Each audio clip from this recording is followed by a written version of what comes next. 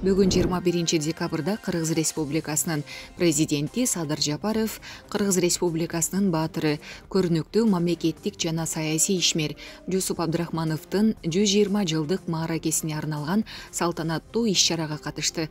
Мамлекет башчысы Жусуп Абдрахмановдун жашоосу жана ишмердүүлүгүнө арналган кыргыз, орус жана англис тилдериндеги жаңы эмгектердин көргөзмөсү менен таанышты. Иш-чаранын катышуучуларына Жусуп Абдрахмановдун ишмердүүлүгү тууралуу тарихтүү тасма көрсөтүлүп, таазим театралдык прологу коюлду. Президент Садыр Жапаров сөз сүйлөп, анда Жусуп Абдрахмановдун кыргыз мамлекеттүүлүгүнүн калыптандыруудагы жана чыңдоодогу бүгүнкү эгемендүүлүгүбүздүн пайдубалын төптөөдөгү ролун өзгөчө белгиледи. Иш-чара концерттик программа менен уланды. Булак президент кечи. Быйыл өлкөбүздүн эгемендүүлүгүнүн 30 жылдыгын белгилеп, бир катар иш-чараларды өткөрүп, көз карандысыздыктын маани маңызын, аны бизге тартуулап, мурас кылган ата-бабалардын басып өткөн байсалдуу жолун барктап, даңктоого аракет кылдык. Мына ушундай ары узак, ары татал жолду басып өтүп, мекенинин эгемендиги жана элинин эркиндиги үчүн каруусун казык, канын азык кылып, кийинки урпактарына керемет кыргыз жерин мурастаган кадимки Манас, Барсбек баштаган бабаларыбыз болгон. Алардын аттары узун элдин уучуна, кыска элдин кыйырына кыйла белгилүү. Жаралгандан эле куюлуштура сүйлөгөн, уйкаштыра ыр айткан элибиз алардын басып өткөн нарыктуу жолун даңазалап, ырдап олтуруп, каада салт, үрп адатыбызды, маданиятыбызды, жалпы эле жашоо философиябызды чагылдырган ааламда теңдеши жок Манас дастанын кошо таберик кылып тартуулаган экен.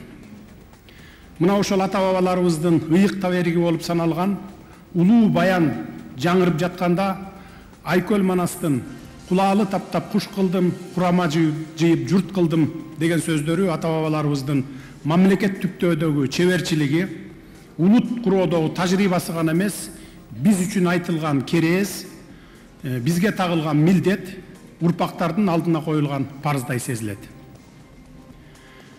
Байыркы бабалардын бөлүнбө кыргыз бөлүнбө деген урааны азыр дагы кыргыз аттуунун жүрөгүндө сыр болуп туюлуп, азыр дагы атуулдук аруу сезимди козгойт. Мына ушундай мекенчил сезим канында ойногон Жусуп Абдрахманов атабыз өз кезегинде бүткүл өмүрүн кыргыз улутун калыптандырып, мамлекет курууга арнаган тура. Жараткан Жусуп Абдрахмановдун маңдайына ушундай улуу вазипа менен кошо оор тагдырды да жазыптыр. Бирок кыргыз мамлекеттүүлүгүн курууну эңсеген, те алысты мелжеген Жусуп атабыз тагдырдын татаал суноосуна моюн сунуп калбай, баштаган жолунан тайбай, акыры өлүмгө да тике караган экен. Жашы 20-дан жаңашкан курагында эле кыргыз мамлекеттүүлүгүн түптөөгө белсене катышкан Жусуп Абдрахманов өз күндөлүгүндө жазмыштын буйругу менен эң улуу тарыхый окуялардын күбөсү болуп калганын терең канааттануу менен жазып, каныят айткан жери бар. Ошону менен катар кезинде Совет бийлигинин жол башчысы Ленин менен жолугушуп сүйлөшкөнү, батынып сүйлөмөк тургай, дартын айта албаган кадимки Сталиндин өзүнө 2 жолу кат жазып, борбордук бийликтин туура эмес саясатын ачык айткан Жусуп Абдрахмановдун көк жалдыгы эмне. Улуттук жетилүүнүн кайталангыс эволюциясына күбө болуп жатканына шыктанган, ошол эле кезде ошол окуялардын түздөн түз катышуучусу, сүрөөнчүсү болгон Жусуп Абдрахманов ар бир ирмемди, ар бир күндү, ар бир окуяны көз жаздымда калтырбай тизмектеп, кагаз бетине түшүрүп калууга ашыкканын, анын улуу ой максаттарды көздөп жатканын айгинелейт. Жараткан ага советтик модернизацияны баштан кечирүү бактысында буйрат. Бирок ал өкмөт башчылык кызмат жөн эле кызмат эмес, аны менен бирге чанда биргелчү тарыхый роль жүктөлгөнүн аңдап, Кыргызстанды ири өзгөрүштөр, экономикалык долбоорлор үчүн жанын сабап күрөшөт. Ошону менен катар кесепеттүү натыйжаларга алып келчү айрым жат көрүнүштөр акыры келип өз башына тиерин туюп, көрөгөчтүк менен кооптонуусун да айткан.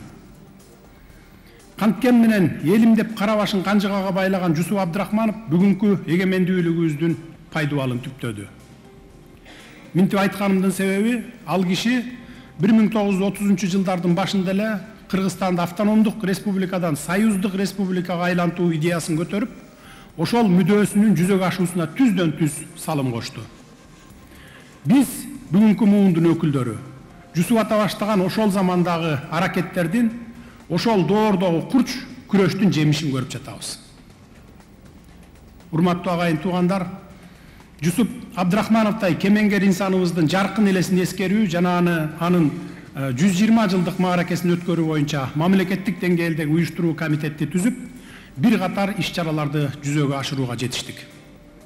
Ушул жылдын 31 августунда Жусуп Абдрахмановго Кыргыз Республикасынын баатыры деген мамлекеттик эң жогорку наам ыйгарылды.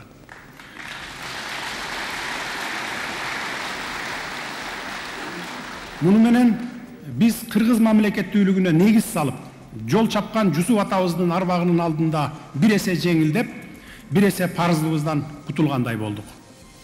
Урпактарына улуу мурас калтырган, мамлекеттүүлүгүбүздү сактап калган адамдын кылым катети эрдигин баалоо менин энчиме тийгендиги чоң сыймык экенин ар дайым айтып келем.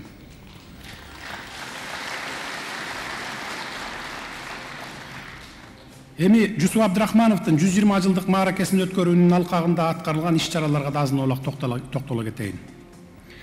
Мамлекеттик архив агенттиги тарабынан Казакстан Республикасынын президентинин архивинен, Алматы областынын мамлекеттик архивинен, аудио жазуу жана кино фото документтер борбордук архивтеринен Жусуп Абдрахмановго тиешелүү 33 барактуу 13 документ, 33 фото документ табылып, санарип форматка өткөрүлдү.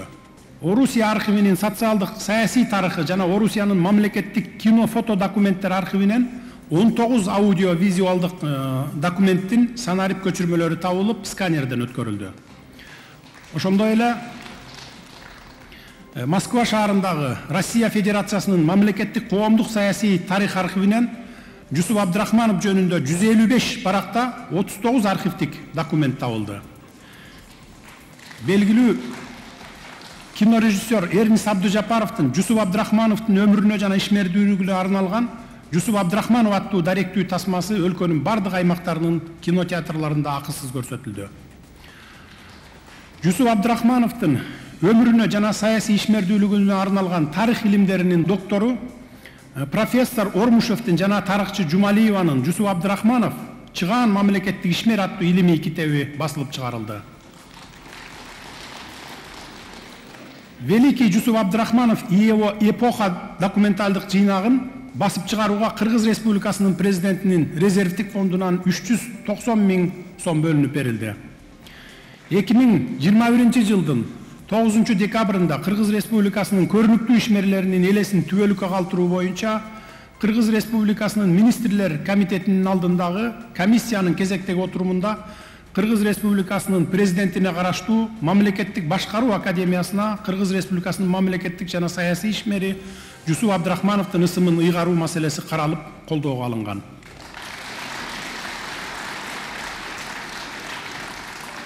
Чолпон ата шаарына Жусуп Абдрахманов атындагы парк уюштурулуп, бул эс алуу багына Жусуп атабыздын айкелин ачуу пландалууда. Ал эми бүгүнкү жыйынтыктоочу иш-чаранын алдында кече жакында эле Абдрахмановдун урпактары менен чогуу Жусуп атабыздын күндөлүгүнүн түп нускасын Улуттук тарых музейине тапшырып бергендигиме өзүңүздөр күбө болдуңуздар. 20 кылымдагы жалпы улуттук тагдырыбыздын эң маанилүү саясий документтердин бири болуп саналган бул кол жазманы өзгөчө коргоодогу улуттук таберик деп жарыяладым. Ошентип, Жусуп атабыздын күндөлүгү музейдин эң баалуу экспонатына айланды.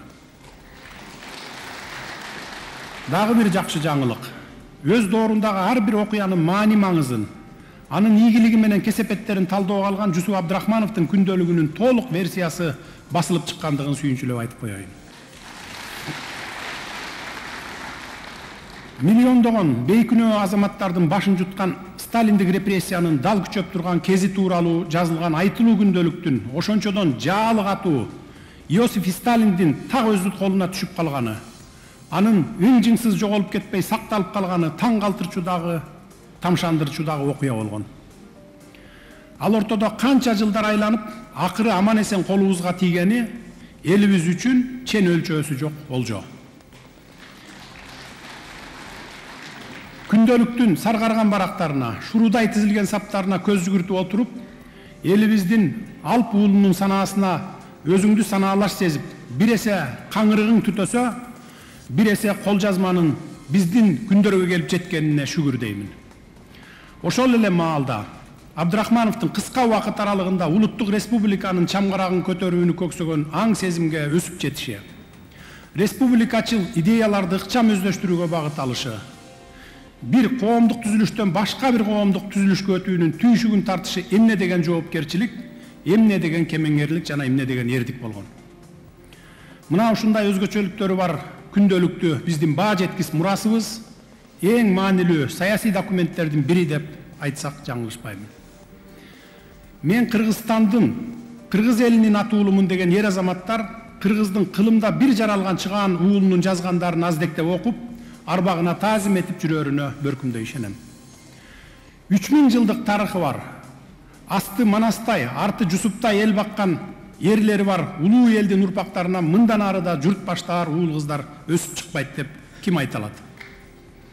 Ошондуктан Кыргызстан, Кыргыз эли келечеги кең, өнүккөн мамлекетке айланат деп так кесе айта аламын.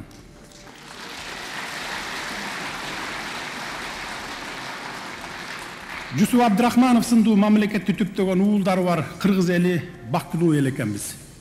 Мезгилден учкул эмне бар. Бирок Жусуп Абдрахмановтай мамлекет түптөөчүлөрдүн өчпөс мурастары, мекенине кылган ак кызматы, мекенчил улуу касиеттери биз менен чогуу жашап, кийинки муундарга өмүр сүрүүнүн жана эли жери үчүн кызмат кылуунун бийик үлгүсү бойдон кала бермекчи. Кыргыз мамлекетин аздектеп, баркына жетүү үчүн анын өткөнүн биле жүрүү жана келечек муунга үйрөтүү маанилүү мамлекеттик саясат. Алдыда Абдрахмановдун замандаштарынын, андан улуу жана кичүү муундун Кыргыз мамлекетин түптөөдөгү ролун изилдөөнүн үлкөн милдети турат. Минтип айтып жатканымдын себеби, эмдиги 2022 жылы Абдыкерим Сыдыков, Ишеналы Арабаев сындуу кыргыз кыраандарынын тоолуу Кыргыз облусун түзүү долбоорунун 100 жылдыгы белгиленмекчи. Бул иш-чараларды жакшы деңгээлде өткөрүп алалы деген ниетибиз бар. Мына ушундай асыл максаттарга жетүү менен элибиздин ынтымагын түптөп, коомчулуктагы бөлүнүп жарылууга жол бербейбиз. Ынтымак бар жерде ырыс бар. Жусуп Абдрахмановдун жана анын саналаштарынын бизге калтырган улуу мурасын аздектеп сактайлы, бекем ынтымак менен гүлдөгөн Кыргызстанды куралы. Көңүл бурганыңыздарга терең ыраазычылык.